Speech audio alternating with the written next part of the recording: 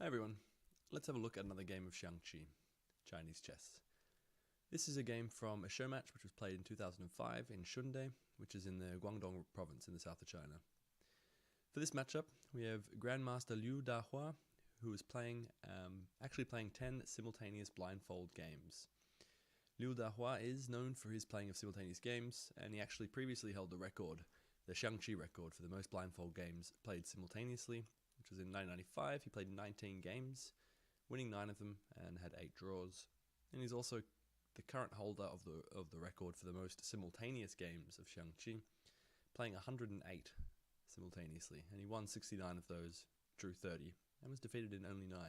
Pretty impressive. In this game, we see him playing with the black pieces, and he's playing against an untitled local champion named He Wenxian. Red starts, centralizing his cannon. This comes with a tempo onto black's pawn, but also lines up his cannon with his king, which could play a role later in the game. Black here is kind of forced to develop one of his knights, bringing it out, adding a defender to his central pawn. This also opens up this square here, which the rook might like to occupy soon. Red develops a knight, and black develops his rook as planned. Red follows. Black now develops his other knight, which adds an extra defender to his center pawn. Now red advances his pawn here, and this works to constrict the knight.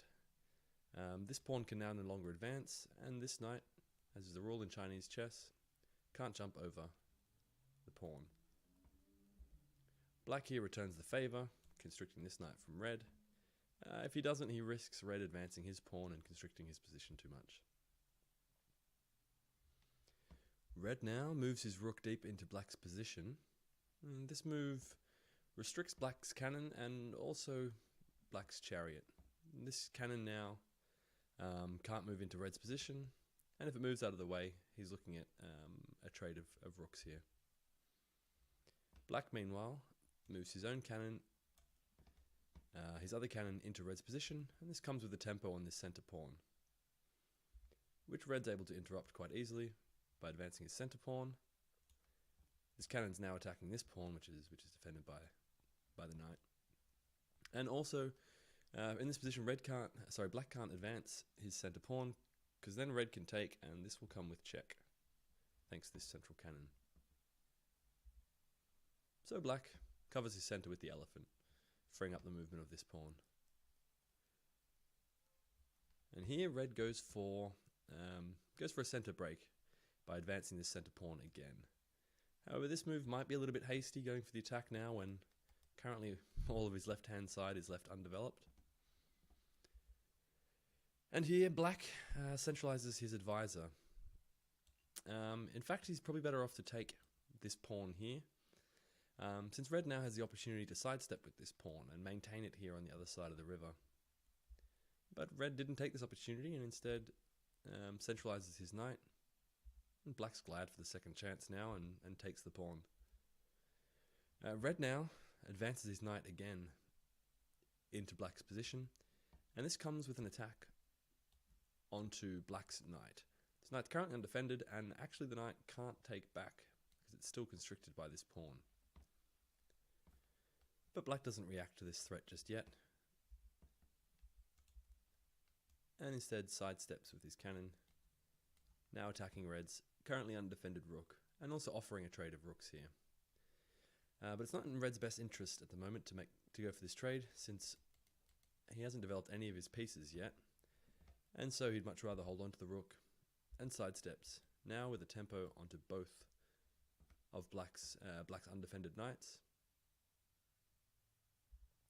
But in this position, black actually ignores this threat, which is very impressive considering that this is a blindfold game, and instead he goes onto the counter-attack, bringing across his own rook, coming with a tempo on this knight, and kind of encouraging red now to take his own knight, which red's not able to ignore, and goes for it, now up a full knight. However, now black's able to move in for a counter-attack, coming with a tempo onto this undefended cannon, which red retreats to the defense. of his rook. Black now continues with the attack, bringing across his cannon, and this is check. Red's unable to move his king. The king can only move sideways or up and down, and so he has to block this check with one of his advisors.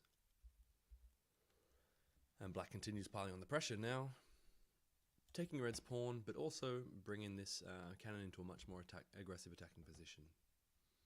Here red goes for a trick to try and get out of trouble, developing his knight.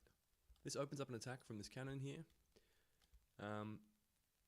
but also tries to trap black into taking his knight, which black definitely shouldn't do. If you have a look, after black takes, red's able to sidestep with his rook, and this comes with a pretty serious threat of mate. If, let's just say black makes a random move, coming here, this will be check. He can block with the elephant for one extra move. Again, this is check. His only available option is to block with the advisor. And after red takes, this will be checkmate. King only has one available square, and that's covered by the knight. And the knight's also defending the rook. A very nice checkmate. So, after red moves across his rook here, black would have to block immediately with the advisor. And now red can move in with his cannon, and there's just a few too many threats going on here, deep into black's position. So if we come back, after red advances this knight, black doesn't go doesn't fall for the trap, and instead brings down his cannon. Red now takes the advantage here and snaps up black's rook, but black continues with his attack, bringing down his own rook, and this comes with the threat of checkmate in one. After taking this elephant, the king will be in check and won't have any retreat squares. From this position, red's got two options. One which doesn't work, which is trying to move his elephant out of the way, but this gives black a very nice checkmating idea. By bringing his rook back one square, this is check. King can't retreat, and also this elephant is no longer able to come back to the defense as it's blocked by black's rook here.